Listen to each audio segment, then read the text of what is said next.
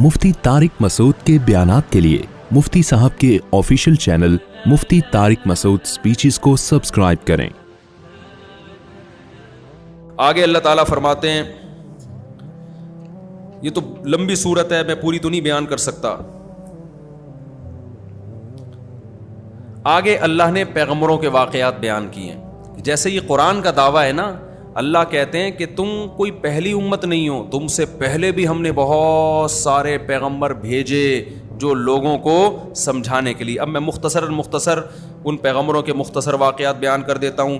वलक़द अर्सलना नूहन इला क़ौमिही इन्नी लकुम नज़ीरुम मुबीन। अल्लाह कहते हैं हमने नूह अलैहिस्सलाम को उनकी कौम की तरफ भेजा। नूह अलैहिस्सलाम आदम अलैहिस्सलाम के बाद सबसे पुराने पैगंबर हैं। जब आदम अलैहिस्सलाम दुनिया में आए ना, उस वक्त तो पब्लिक की शॉर्ट थी मार्केट से, ठीक है ना।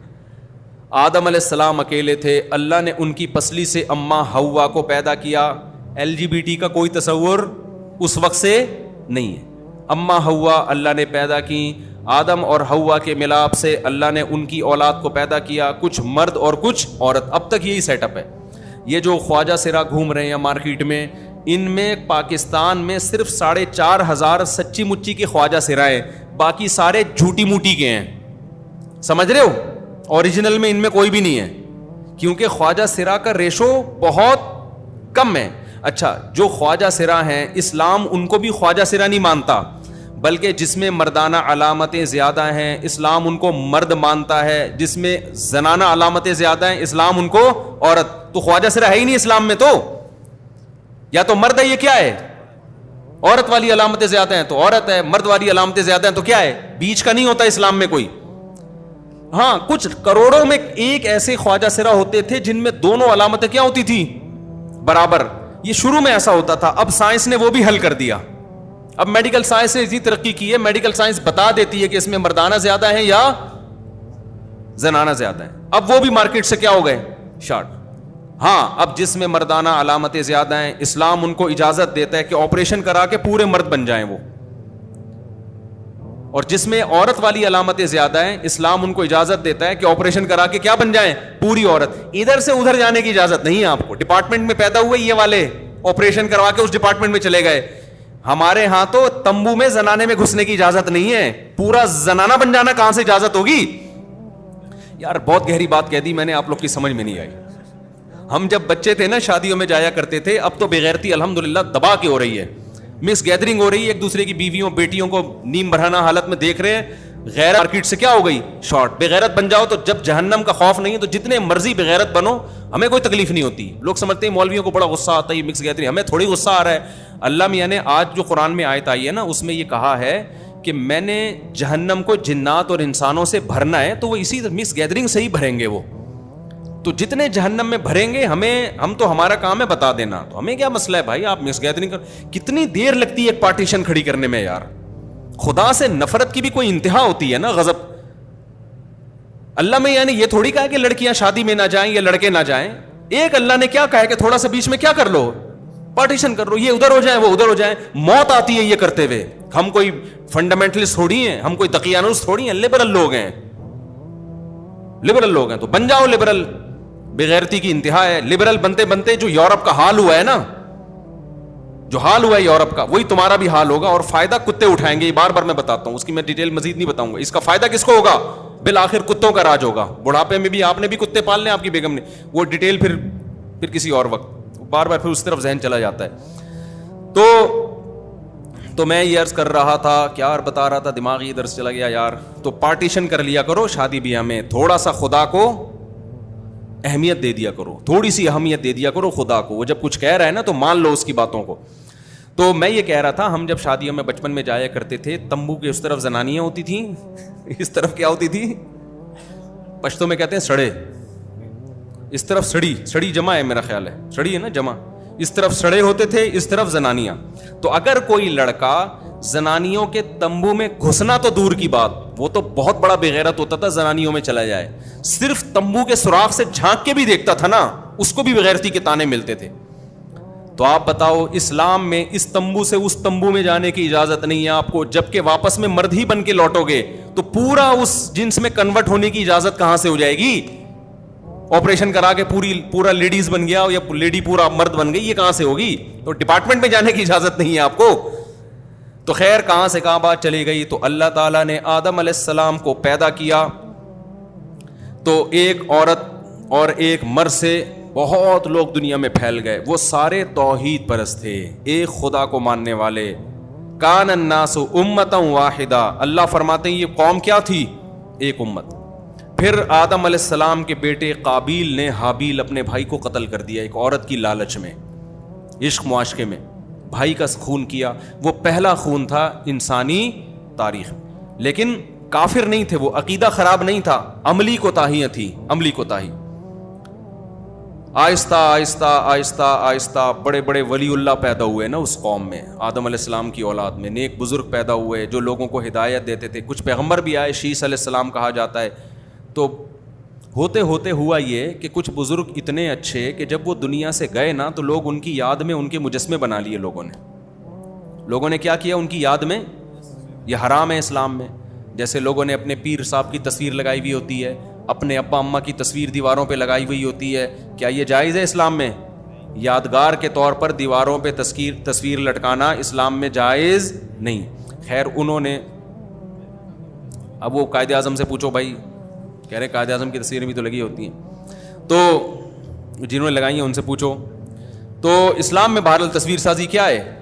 حرام. یہ ڈیجیٹل تصویر کے حکم میں نہیں ہے, خوب سمجھ لو اچھی طرح, اس پر میں بہت ڈیٹیل سے بیان کر چکا ہوں. اور کسی ضرورت سے تصویر کھنچوانی ہو وہ بھی جائز ہے, کیونکہ ضرورت سے جو کتا پالنا جائز ہے, تو جس حدیث میں کتے کو حرام قرار دیا اس میں تصویر کو بھی, تو ضرورت میں جب کتا مستثنی ہے تو تصویر بھی کیا ہے؟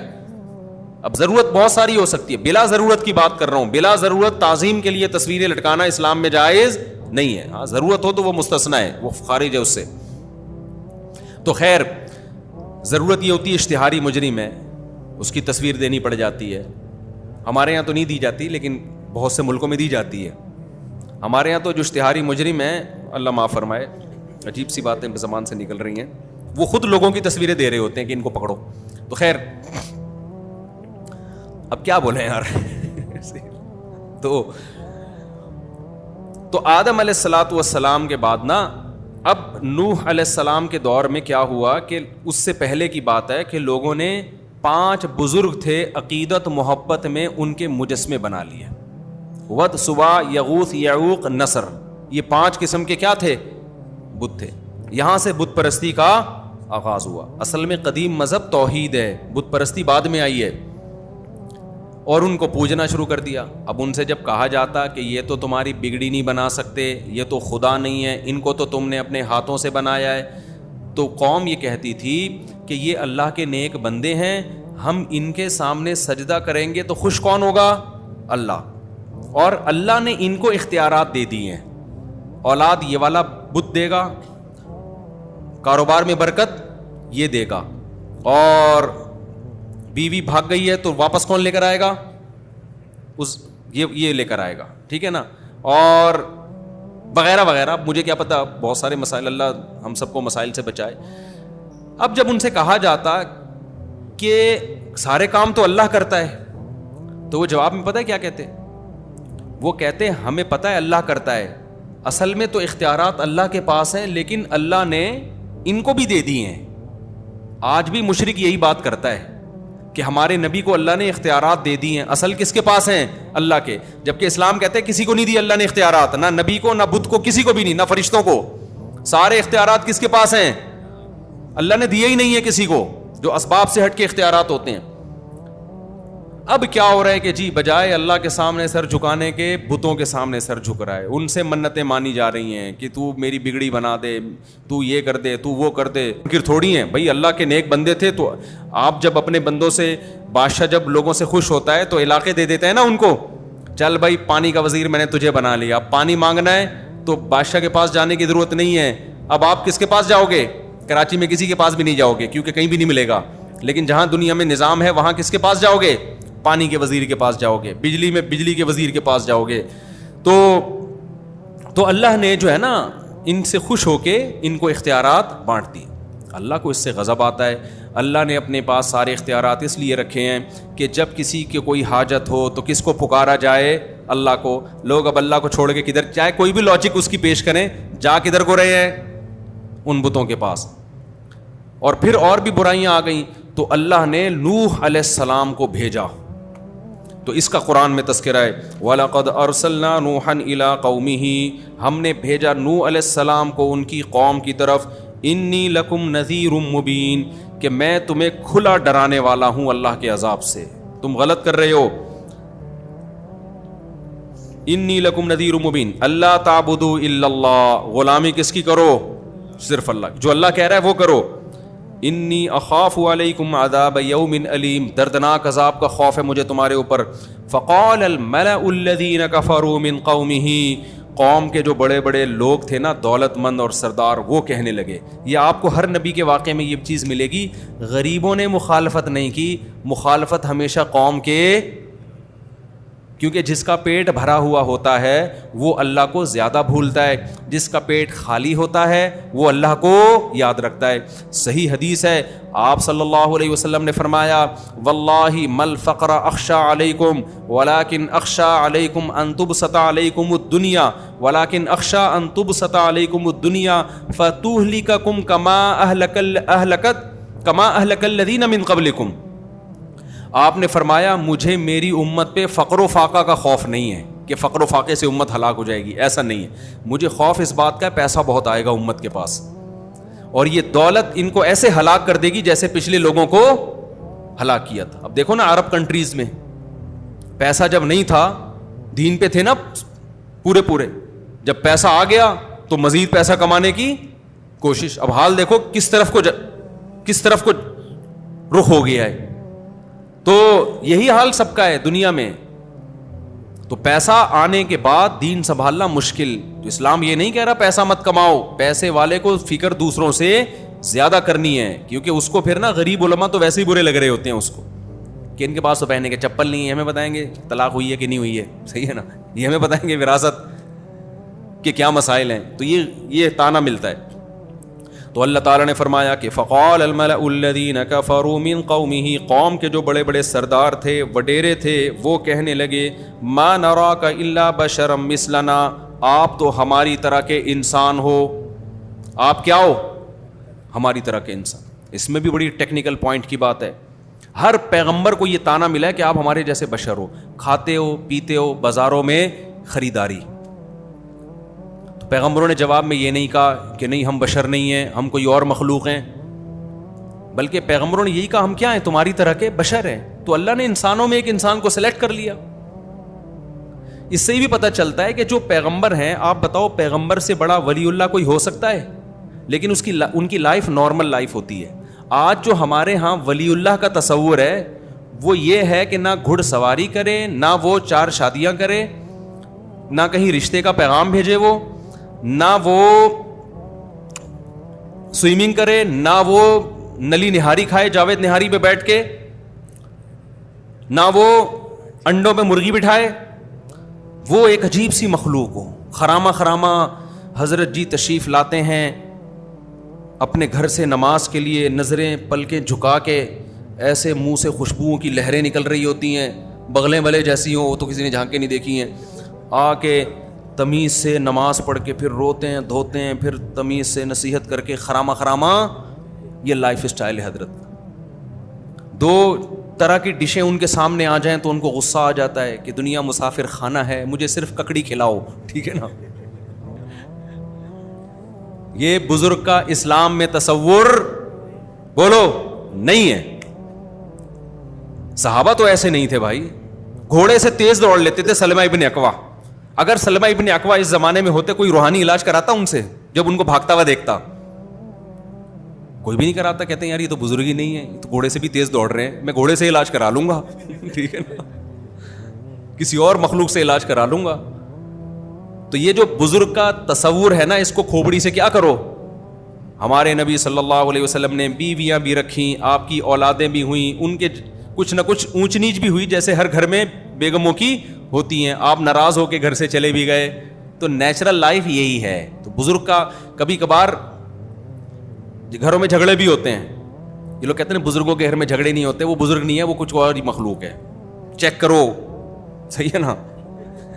تو سب کچھ نارمل ہی ہوتا ہے. ہاں, بزرگ کسے کہتے ہیں؟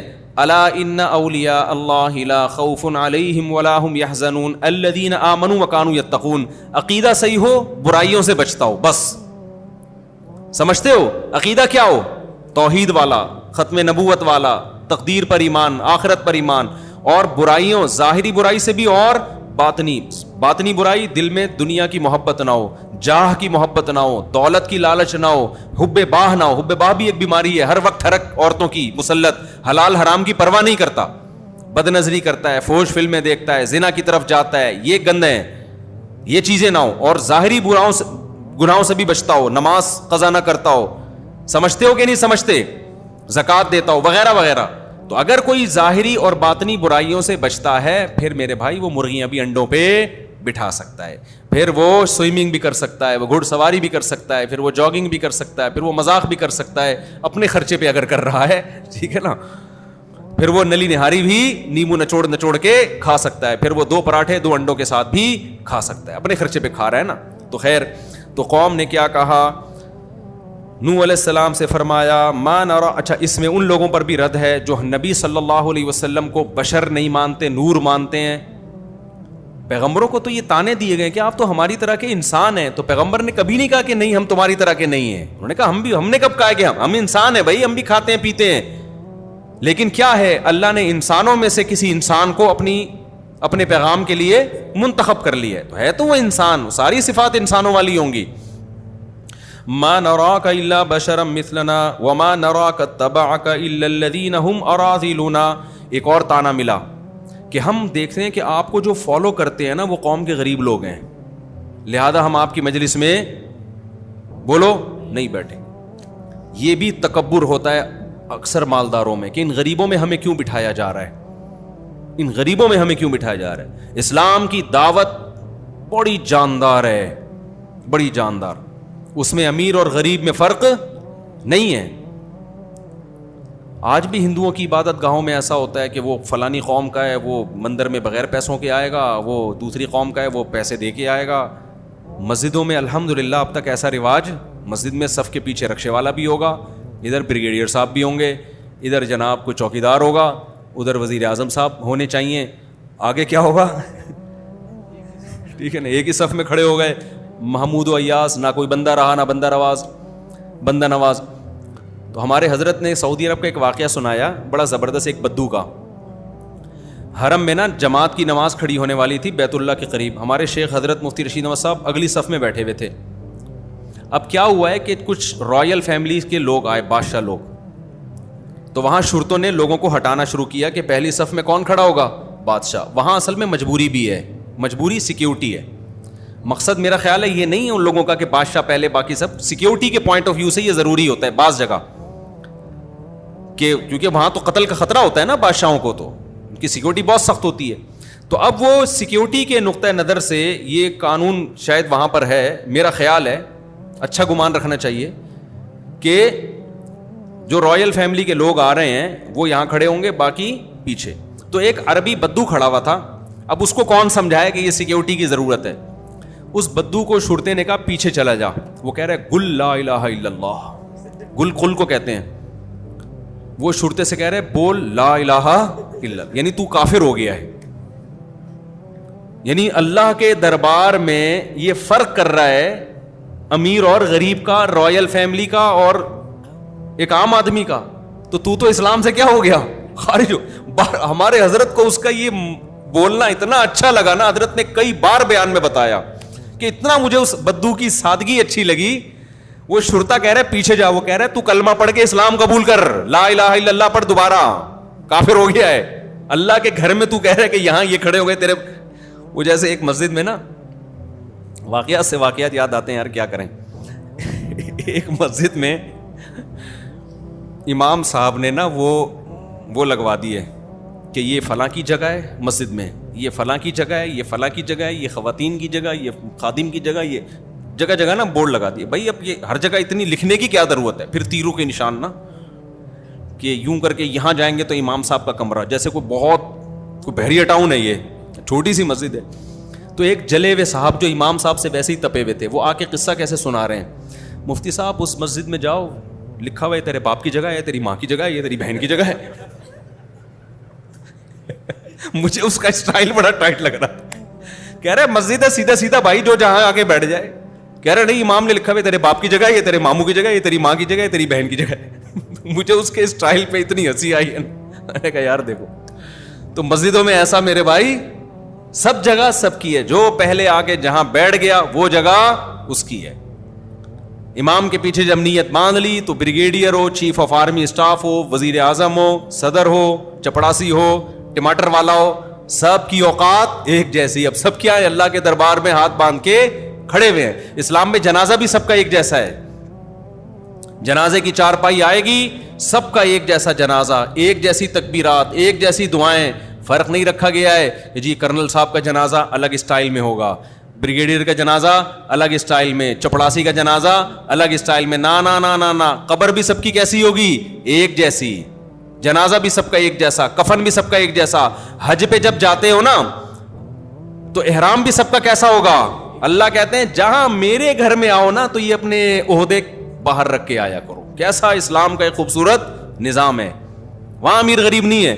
بیت اللہ میں جب حج کرنے کے لیے جاؤ گے تو احرام سب نے ایک جیسا پہننا ہے, اور واپسی پہ سب کے دہشت گردی کا ٹنڈ ہوگی سب کی, ٹھیک ہے نا. قصر ہوگا یا کیا ہوگا, حلق ہوگا. وہاں بھی فرق نہیں رکھا اللہ تعالیٰ نے کوئی. تو اسلام کی دعوت سب کے لیے, تو یہاں بھی ایسا ہی ہے.